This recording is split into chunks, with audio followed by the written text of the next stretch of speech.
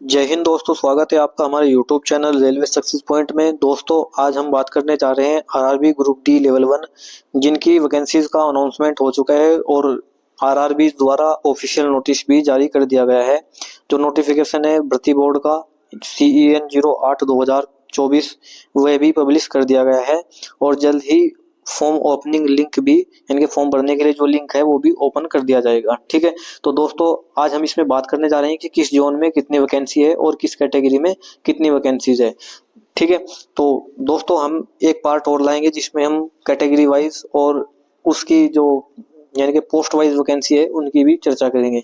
ठीक है, तो आज हम लाए हैं कि किस जोन में कितनी वैकेंसी है और किस जोन में हमको फॉर्म भरना चाहिए।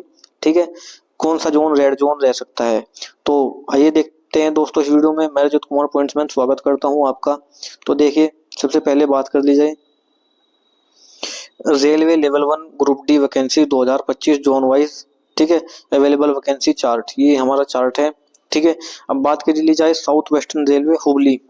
तो हुबली में जो टोटल वैकेंसी है 503 है, जिसमें से आपकी ईडब्ल्यूएस की 50 है, ओबीसी 133, एसटी आपकी 37 वैकेंसी है और एससी 75 वैकेंसी है। यूआर में 207 वैकेंसीज है।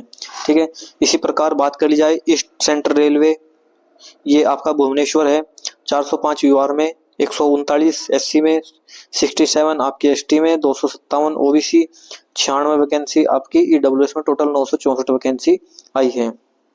ठीक है, इसी प्रकार बात कर ली जाए south eastern railway Kolkata. Kolkata में 408 वैकेंसी, 184 एससी में वैकेंसी होगी, एसटी में आपकी 72 हो गई और ओबीसी में बात कर लिया तो 263 वैकेंसी होगी, 102 आपकी ईडब्ल्यूएस में होगी। टोटल वैकेंसी है आपकी 1044 वैकेंसी। ठीक है, अब बात करी जाए east central railway Hajipur.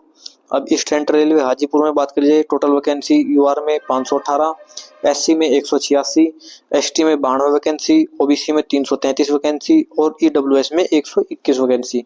Total vacancy की बात कर ली जाए तो 1251 वैकेंसीज आई है। ठीक है, नेक्स्ट बात करते हैं नेक्स्ट जोन की। तो नेक्स्ट जोन है आपका बिलासपुर, यानी कि south east central railway Bilaspur.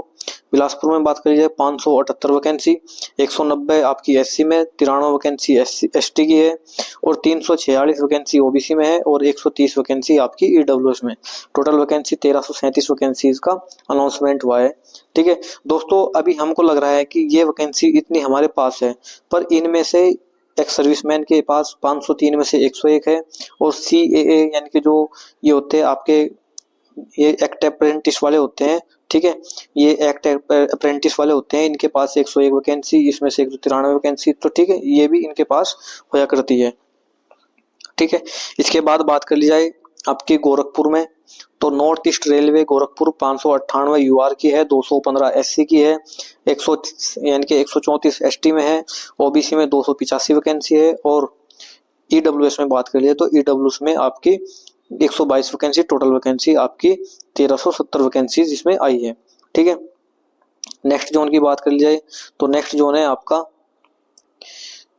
ये है आपका नेक्स्ट जोन है गोरखपुर हो गया। तो north western railway Jaipur, north western railway Jaipur में बात की है तो 997 वैकेंसी आपकी यूआर की है, 191 एससी की है, 77 वैकेंसी एसटी में है, 217 ओबीसी में है और 151 वैकेंसी आपकी ईडब्ल्यूएस में। टोटल वैकेंसी की बात कर लिया तो 100 यानी कि 1433 वैकेंसी इसमें देखने को मिल रही है। ठीक है, तो इसी प्रकार बात कर ली जाए Jabalpur Madhya Pradesh, waste central railway 769 vacancy आपकी यूआर में, 215 एससी में और 89 एसटी में, 383 vacancy OBC, 158 vacancy EWS. Total vacancy 1614 vacancy है। सिकंदराबाद में 710 है, 235 है, 144, 415, 136। टोटल वैकेंसी 642 है।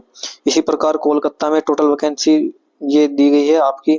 ठीक है, प्रयागराज में 2020 वैकेंसी दी है और गुवाहाटी में आपकी 2048 वैकेंसी है, चेन्नई में आपकी 2694 वैकेंसी है और बात कर ली जाए मुंबई में तो 3244 वैकेंसी है। मुंबई में कितनी वैकेंसी देखने को मिल रही है, ये है आपकी 3244 वैकेंसी जो सेंट्रल रेलवे है। ठीक है, सेंट्रल रेलवे में 3244, वेस्टर्न रेलवे में आपकी 4672, जो वेस्टर्न रेलवे अहमदाबाद वाला ठीक है एरिया है। इसके बाद न्यू दिल्ली एनआर में नॉर्थ सेंट्रल यानी कि सॉरी नॉर्थ रेलवे, ठीक है, ये 4785 वैकेंसी। तो टोटल वैकेंसी आपकी 32,438 टोटल वैकेंसी है, जिनमें से 13,957 वैकेंसी यूआर में। तो यूआर की कितनी है? 13,957। एससी की बात कर ली जाए तो 699 यानी कि 4700 वैकेंसी एससी की है। और एसटी की बात कर ली जाए तो 2474 वैकेंसी एसटी की है, 2474 वैकेंसी एसटी की। ओबीसी की बात कर ली जाए तो 8153 वैकेंसी ओबीसी में है और 3100 वैकेंसी आपकी ईडब्ल्यूएस में टोटल वैकेंसी आई है, ठीक है। तो दोस्तों अब बात कर ली जाए कि क्या हमें फॉर्म कहाँ भरना चाहिए। तो अब मैं बात कर लूँ कि जैसे दोस्तों मैं RRB group D Ajmer zone से 2019 वैकेंसी से इनके पोस्टेड हूँ। ये अजमेर जोन था, उसमें वैकेंसी ठीक थी, ठीक है। तो देखिए उस समय वैकेंसी 1,03,000 थी। कितनी थी? 1,03,000, ठीक है। तो इतनी वैकेंसी आना बहुत बड़ी बात है और इस बार 1/3 भी नहीं आया, ठीक है। 1,00,000 का 1/3 भी इस बार वैकेंसी देखने को नहीं मिल रही। तो पूरे चांस है कि मेरिट बहुत ही ज्यादा जाने वाली है, ठीक है। क्योंकि इसमें जो दोस्तों फॉर्म की संख्या है, अभी तक आपने लोको पायलट में देखा होगा, टेक्नीशियन में देखा होगा, या फिर आरपीएफ कांस्टेबल, आरपीएफ एसआई, जितने भी अभी तक जो फॉर्म भरे जा चुके हैं एनटीपीसी भी, तो उनमें इतने फॉर्म नहीं गए जितने की ग्रुप डी में जाने वाले हैं, ठीक है। तो ये सबसे बड़ा फैक्ट आपका इस बार कंपटीशन को हाई करने का होने वाला है, ठीक है। अब बात कर ली जाए कि क्या हमें जोन सेलेक्ट करना चाहिए, कौन सा जोन रेड जोन में रहता है, कौन सा ग्रीन जोन में रहता है, ठीक है। तो दोस्तों मैं बात कर लेता हूँ कि रेड जोन कौन सा रहेगा आपका। यदि आपकी जो तैयारी है, जो आपकी तैयारी है वो आपकी 70 प्लस रो मार्क की है, 70 प्लस रो मार्क की तैयारी है। आप एससी में भी है तब भी आपके 70 प्लस होने चाहिए, ठीक है। और एसटी में या इसमें 65 भी चल जाएंगे। लेकिन यूआर में यदि आपके 80 इस जोन से आते हैं, वे जोन में आपको 5 जोन बताऊंगा, ठीक है। वे कौन कौन से जोन है? सबसे पहले आपका जयपुर। जयपुर में आपका ये आपका रेड जोन में रहता है, ठीक है। कभी भी मतलब आपकी अच्छी तैयारी है तो आप इसमें फॉर्म भरे, नहीं तो आपकी मतलब नौकरी का सपना सपना ही रह सकता है। इसके बाद बात कर ली जाए, कोलकाता भी अच्छी खासी मतलब मेरिट लाता है, बहुत अच्छी मेरिट जाती है। इसके बाद आपका प्रयागराज, प्रयागराज भी आपका डेंजर जोन में रहता है, रेड जोन में रहता है, ठीक है। इसके बाद बात कर ली जाए तो और कौन से वो जोन है, तो ये है न्यू दिल्ली, ठीक है। न्यू दिल्ली और मुंबई, और ये आपके हाई जोन में रहेंगे, और चेन्नई, ठीक है। तो सबसे पहले मैंने बात की टोटल कितने जोन मैंने आपको रेड जोन में बताए। एक है आपका जयपुर, ठीक है। दूसरा आपका कोलकाता बताया मैंने, ये भी रेड जोन में रहता है। तीसरा प्रयागराज, तो प्रयागराज भी अच्छी खासी मतलब मेरिट लाता है। फिर है आपका न्यू दिल्ली और मुंबई और चेन्नई। ये आपके 6 जोन ऐसे हैं कि इनमें यानी कि वैकेंसी तो है पर इनका कंपटीशन इतना टफ रहता है कि इनमें मेरिट हमेशा हाई रही है, ठीक है। अब बात कर ली जाए कि किस जोन में वैकेंसीज यानी कि है पर उनकी मेरिट कम जाने की संभावना है, तो वे जोन मैं आपको बता दूं। सबसे पहले एक हुबली जोन है, ठीक है।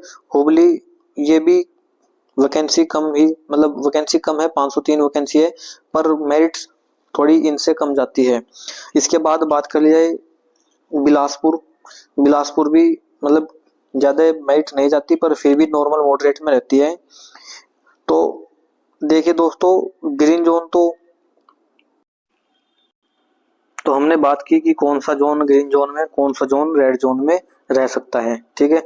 तो दोस्तों यदि आपको ग्रुप डी की तैयारी करनी है, ग्रुप डी में जॉब लेनी है और सबसे बेस्ट पोस्ट आपको कौन सी डालनी है, तो वो आप मेरे यूट्यूब चैनल पर जाए, और मैंने आज ही एक वीडियो अपलोड की है जिसमें मैंने ग्रुप डी की सैलरी तक की भी बात की है कि कितनी सैलरी बनती है, ठीक है। आप उसको देखें और उसके अकॉर्डिंग जो मैंने बातें बोली है, जो उसमें बताया गया है, आप उसको फॉलो करें। आप भी ग्रुप डी में लग सकते हैं, ठीक है। तो ये दोस्तों वैकेंसीज का चार्ट है, मैंने आपको उसमें जो जोन वाइज वैकेंसी है वो आपके सामने लेकर आया हूँ। इससे पहले हमने एक वीडियो अपलोड की है जिसमें हमने पैरामेडिकल यानी सॉरी मेडिकल के पैरामीटर की बात की है कि क्या आपका मेडिकल होना चाहिए, ठीक है। जल्दी दोस्तों मैं आपको अपनी पे स्लिप भी दिखाऊंगा, यानी कि जो मेरी सैलरी स्लिप है, यानी कि अभी तो जनवरी चल रहा है पर अभी कुछ समय में फरवरी की यानी कि सॉरी जनवरी की सैलरी आने वाली है, तो मैं उसकी आपको ओरिजिनल जो पे स्लिप है वो आपके सामने लेकर आऊंगा। ठीक है, तो दोस्तों ज्यादा से ज्यादा वीडियो को शेयर करें, कमेंट करें, चैनल को सब्सक्राइब करना ना भूलें। धन्यवाद दोस्तों।